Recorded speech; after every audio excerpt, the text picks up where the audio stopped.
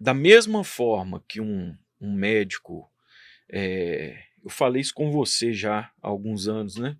Tem que ter uma responsabilidade, porque do outro lado tem uma vida que depende dele. Nós, como corretores, temos que ter isso. A gente tem que entender que tem uma outra vida ali. Tudo bem se eu errar, se eu não fizer o meu trabalho da forma que eu deveria, aquela pessoa não vai morrer. Como um médico tem a responsabilidade, a outra pessoa do outro lado pode morrer. Mas a gente tem que pensar que aquela pessoa vai morrer. A Ou venda seja, morre, né? a venda morre. financeiramente, A às venda vezes. morre. E a gente também morre sem a venda.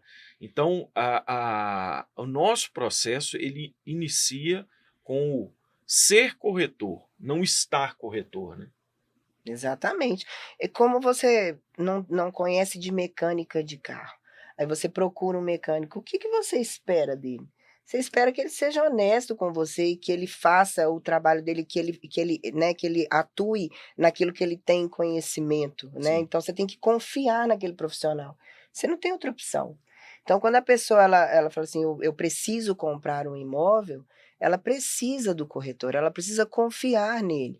Então, assim, é leviano você prestar um trabalho desse sem ter a consciência do que você pode trazer para a vida daquela pessoa, sabe? Porque você pode impactar a vida dela por anos. Sim. Você pode prejudicá-la por anos se você não souber, não tiver esse compromisso e essa responsabilidade, né? Então, quando você enxerga o trabalho da corretagem como uma fonte de renda apenas, fica uma coisa muito rasa, Que né? é o caso quando a Do gente propósito, né? e o próprio propósito, quando a gente quer crescimento profissional, inclusive de encarreiramento, né? Que a gente estava falando aqui, meu caso, da Ivana, que fomos passando por processos dentro de construtoras, de grandes incorporadoras no mercado imobiliário, você tem que ter propósito. E uma coisa bacana que a Ivana falou, você tem que ter as pessoas também confiando no seu trabalho. Você não cresce sozinho nesse mercado, você não cresce sem parceiros. O corretor que quer fazer tudo e ser o bam sozinho, sem entender que em algum momento ele vai precisar de um parceiro, ele vai precisar de um captador, ele vai precisar de uma equipe que vá sustentar ele. Olha, o caso da Ivana foi o meu. De repente, você tem um convite para ser supervisor, coordenador, gerente de uma grande companhia, e você vai gerenciar colegas de trabalho que até outro dia estavam ali na lida com você. Se você não tem um bom relacionamento, se você não gosta de gente, de pessoas, dificilmente você vai ter sucesso como corretor de imóveis.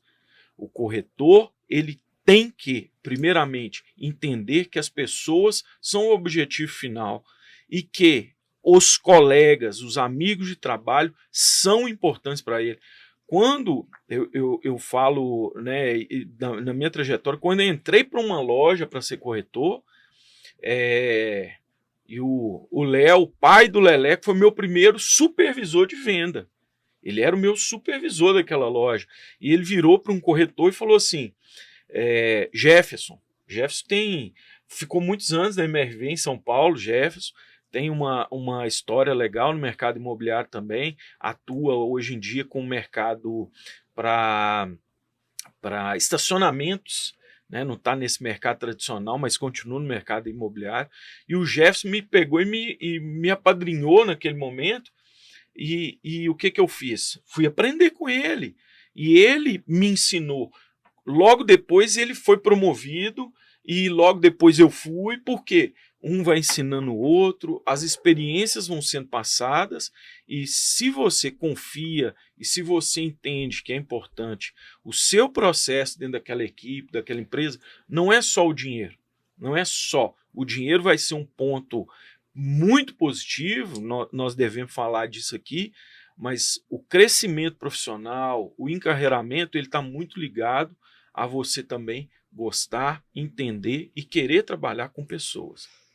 Não é o primeiro, né, só complementando o que o Flávio falou, não é o primeiro programa, né, não é o primeiro episódio que a gente escuta isso, né, a gente escutou isso em outros episódios, é necessário gostar de pessoas para atuar nesse mercado, né? E é um mercado feito de pessoas, né? Entre o econômico e o alto padrão, todo mundo tem uma necessidade específica e nós somos o elo de confiança, igual você falou, Ivana. Você acha que né, seria muito leviano a gente falar que só é tudo por dinheiro? Não é tudo por dinheiro. A gente pode impactar de forma muito positiva a vida de uma pessoa, como de forma muito negativa por muitos anos, como tem algumas vendas aí que estão acontecendo nesse exato momento, dentro de alguma construtora, que não está 100% alinhado com o cliente. Lá na frente a gente tem um cancelamento, uma insatisfação. Então por isso que é necessário, né? Isso é terrível, né?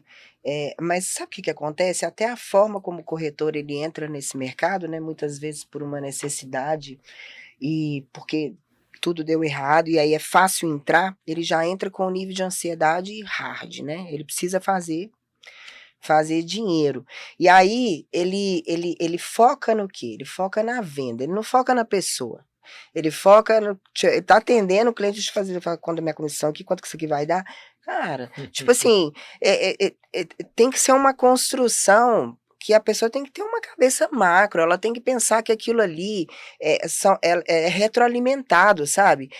O que você faz ali vai propagar, as pessoas vão falar Sim. de você. Cara, vai nela, ela vai cuidar de você, ela vai ter carinho com você. Eu tenho clientes com mais de 15 anos que compram frequentemente alguma coisa ou estão me procurando querendo fazer algum negócio imobiliário. Não, há mais até de 15 hoje anos. já tem, né, E as relações 4 vão se anos. consolidando entre cliente, Vão. corretor, e você vê que quem perdura bastante tempo no mercado, e a gente, né, como é um mercado também muito pequeno, a gente se encontra num lançamento, num evento, e a gente vai vendo quem está aí no mercado, quem não está como corretor e quem é de fato corretor, gerente, respira esse mercado, né, vai se consolidando com o tempo e vai trazendo bons resultados. E também tem muito aquela questão da passada de bastão, né, de poder ensinar. Você tá lá, se você tem alguém para te apoiar, para te ensinar o processo, para te mostrar como é que a ferramenta funciona, que a sua cabeça tem que ser macro, né, entender que ele é um processo,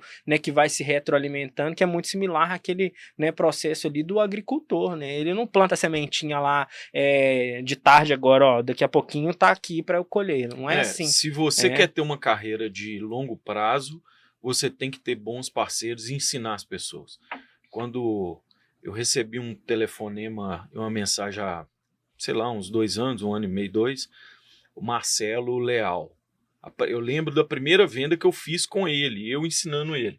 E ele me ligou depois de muitos anos que a gente trabalhou junto, e ele falou assim, chefe, depois vocês marcam ele lá, ele vai confirmar.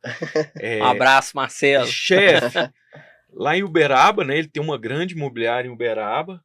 Chefe, 2º ano seguido, melhor parceiro MRV, ó.